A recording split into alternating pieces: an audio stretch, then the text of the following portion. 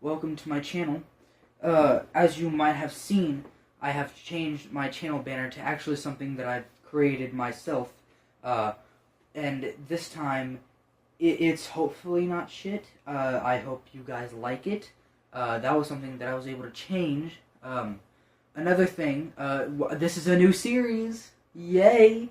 This is my first series that I'm aware of. I don't think I've made any other series since I haven't really been doing that much YouTube. But this series is going to be story time with faggot. Okay? I'm, of course, the faggot. You guys aren't the faggots unless you would recall yourselves as faggots. And in that case, if you are a faggot, own it. Own to that name.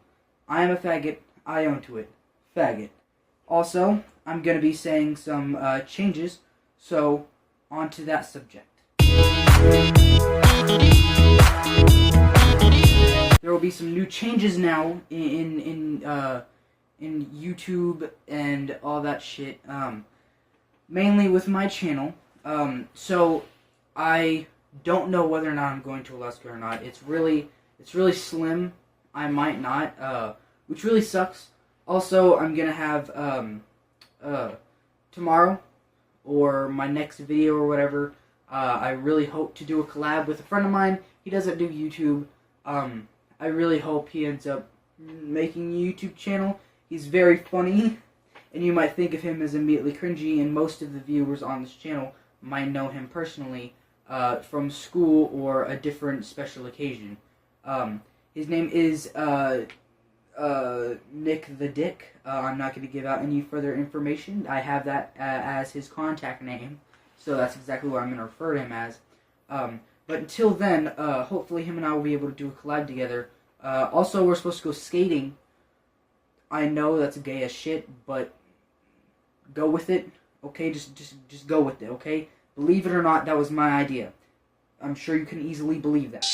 Here come that bullshit, what up? Here come that bullshit, what up? So, story time. Here we go, right? These are some clips, about the subject of how am I doing in my new school. Now, to catch you guys up, I was in 7th grade for 1 year in one school, and like a little bit, maybe about a month in 8th grade for that same school. Then, we moved around a lot, we decided to move with my grandparents, in the next town over, and I'm going to this new school. Now, I did a 7th and 8th grade stories on my last school. If you guys want to go check that out, I probably won't put the link in the description because I'm too lazy as shit. But literally, hopefully you guys actually aren't lazy as shit and just press a button that takes you down there so you can watch it. But if you're not gay, don't watch it. If you are gay, click on that video. There you go. So, me and a friend of mine, today, we decided because, yesterday was my last day until the break, because it's now winter break, and we decided, because it was early release, it was pretty boring, we weren't doing anything in school, we were just, hey, you watch this movie, we get to go home. That was it, that was really all of it. And so we wanted to goof around, okay, but we weren't allowed to goof around. Really dumb. So we were stupid. So me and my friend, let's call her, Peridot. Fucking Peridot, right? Peridot and me, right? We have to deal with, in the mornings, when you come to school, right? You have like this little sort of courtyard shit, right? Like prison shit, right? And it's sort of squared off. It's a huge square. And it's maybe the size of the apartment. It's not that big of a square. And you have to basically fit almost 200 to 300 people in there. And that's our 8th grade. It's a very, very big school. So all that people in one cramped space, that's a lot of cranky people in the morning in a small little confined space where they're all talking at once, so it's very loud and you can't hear over anybody else. Also, if you even step foot onto the freaking sidewalk, I mean, these teachers will go ape shit. Like, they will go full on ape shit. Like, they'll be like fucking, step on this sidewalk, back to the concentration camp to you. Go back to the concentration camp. Acid shower, back to the fucking concentration camp. So basically, as you can tell, you're kind of fucked, you know, if you touch the sidewalk, because it's kind of squared off by the sidewalk. You cannot touch the sidewalk. You're gonna get, like, you're in trouble, you know. So we decided, because sort of next door to that little courtyard area is this thing called the multi-purpose room. It's basically a small little theater place. We have an auditorium, which is this big, huge ass theater, and then we have this tiny little classroom that's sort of like a theater classroom, right? And so it sort of declines, and there's loads of seats everywhere, and then a tiny, tiny, tiny little stage, right? Now, it's a pretty decent sized room. It's not that big or anything. It's about the size of our living room, maybe a little bit bigger. And we only went in there when it was like raining, snowing, very rarely snowing because it's Texas. But any that sort of thing to where, like, if it's too cold, we go in there. If it's raining, we go in there. For some reason, nobody wanted to go in there. God knows why. I mean, there's air conditioning. It's nice in there. You can play all sorts of shit. You can get on your phone. And outside, you can't even touch your phone without getting sent to the concentration camp. But, so we decided, you know what? Fuck it. Me and my friend Peridot, I mean, we're bad fucking bitches. So we're like, let's fucking do this, man. We'll fucking sneak into this shit any fucking day. We're fucking rebels, right? And she convinces me that she does this all the time, right? So, I can see how you guys would immediately think, because I keep on referring to her as a she, right? You guys immediately might be thinking, oh my god, you two are dating. I can tell from here I am a great profiler. You two are going to make up, my friend. You two are secretly dating. That is the 8th grade profiling that I'm able to do because I am a normal human being. Back to the concentration camp if you say I am not. I will get my friend Hitler to cut off your penis and feed it to the dogs. nope, sorry, not the case. It's not, no. Okay, let's make this one thing clear, okay? Fucking gay as shit, okay? She is gayer than the $2 bill, okay? She's gayer than a goddamn $2 bill. Me, straight as a dick. Straight as the goddamn dick. Now, I mean, so, she's like, hell yeah, let's fucking do this, man. We got this shit the fucking bag. So we planned this shit out, right? We did our little trial run. We figured out the patterns of you know, the principal, because it's not just the like a couple teachers, right? They hire supervisors, which are basically armed guards, right? To be on each side of the square that we're in, to make sure nobody steps on the goddamn sidewalk or doesn't move anywhere, you know? If you're in that square, you're not leaving till anybody says, you know? So, plus you got the principal walking all the way around it 24/7, right? So you never know where he's coming from. So we found out the patterns that everybody moves in to make sure that we knew our way in. And the day before, we decided, you know what, let's try and go in there for at least like 5 minutes to see our exits, our strategy, and we found out that there was the front door that you may come in, and that was always unlocked, and then there was the side door, right? And we didn't notice this at first, but there was another door down the hall, and that was sort of like the janitor's closet, right? A little janitor's room. So, it was Wednesday, and she was fucking pumped up. She was ready to go. Like, we were supposed to wait for some friends. Hell no. She was ready. She didn't care if they were there or not. She was just ready to get shit done, right? Now, I do have this on tape. I do have this on video. Now, before I show you the video, there's some things that we have to talk about, okay? First thing, we went in there, the day that we went in there before to check everything and all that, we came up with this game called Bumper Chairs. Bumper Chairs is where that little stage that I was talking to you about, it's pretty decently sized, long. Don't make any jokes, and damn well don't take that out of context, okay? And we would get rolly chairs from each side, and we would sit in them, and then we would push the rolly chairs as hard as we could, with both of us sitting in them, and then we would ram each other as hard as we could. Again, don't take that out of context, she's fucking gay as shit.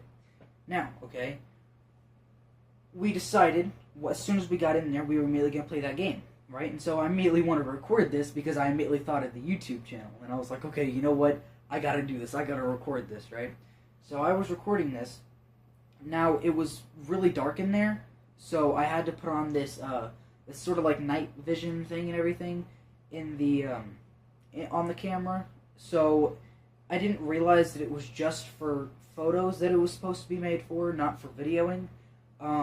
So when I put it on the video, it was very blurry, and you know what I mean? It's very wobbly and blurry, and it really doesn't look good. But her face, okay, while we're playing Bumper Chairs, right, the janitor from the janitor's closet walks in, right? And so she trusts me, because she's very lightweight and everything, because we only trusted each other with this, right?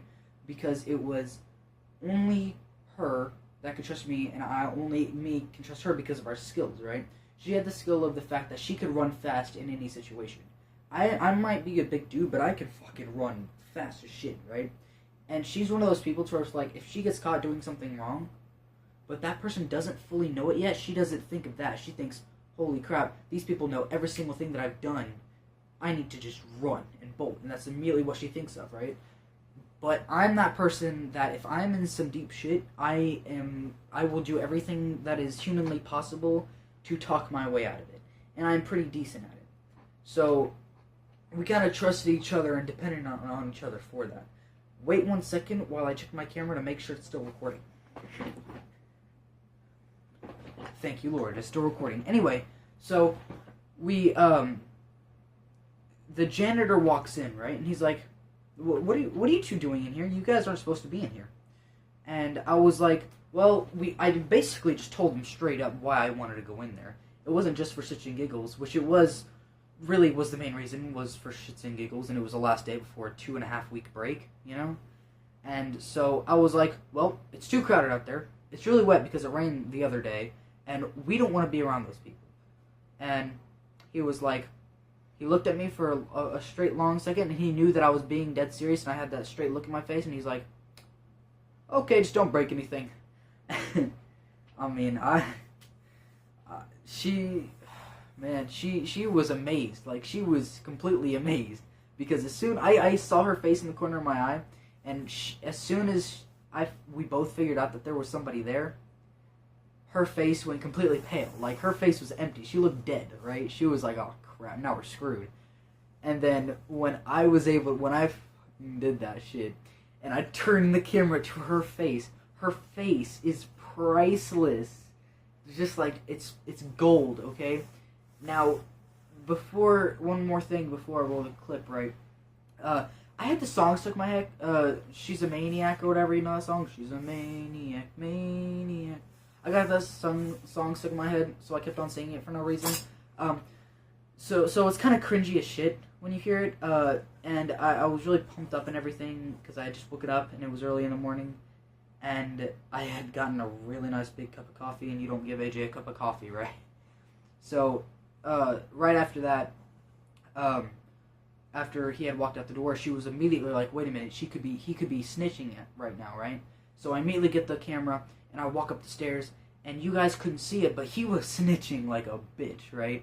So I'm like, yep, let's fucking bolt. So we end up bolting, and we run out the door, and then you guys can watch this video real quick. I'm going to play the clip, and then I'll tell you what happened afterwards and everything like that. Play that cancerous goddamn shit. Now I'm recording. Your like eyes and mouth are like completely Hello. It's too crowded out there. That's why we're in here. I'm playing bumper chairs. Why are you in here? Because it's too crowded out there. And it was wet and everything. Yes, sir. We promise. We're just playing bumper chairs. She's a maniac, maniac, I know. She's a maniac, maniac. He is. What's our escape plan? Because he's going out that way. Okay, hold on. I got an idea. I'm still recording now. Okay, get ready. Get my bag too for me.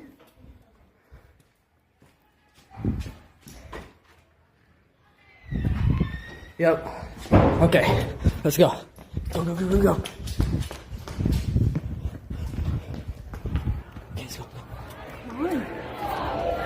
Fuck this shit. You guys have watched that cancerous bullshit. So right after, I told her, if you guys could have heard that, I told her to grab my backpack, please. And she decided, you know what, I'm gonna act like I forgot, and she is gonna leave my shit behind, right? So she leaves my shit behind, and I don't know this. I immediately just run, right? So later, right, I come back to her after we get mixed up in the huge group of people, and I end up getting back to her, and I'm like, okay, where's my backpack and everything? She's like, I don't know. And I'm like, I told you to grab my backpack, and she was like, no, you didn't. I'm like, yeah, you did.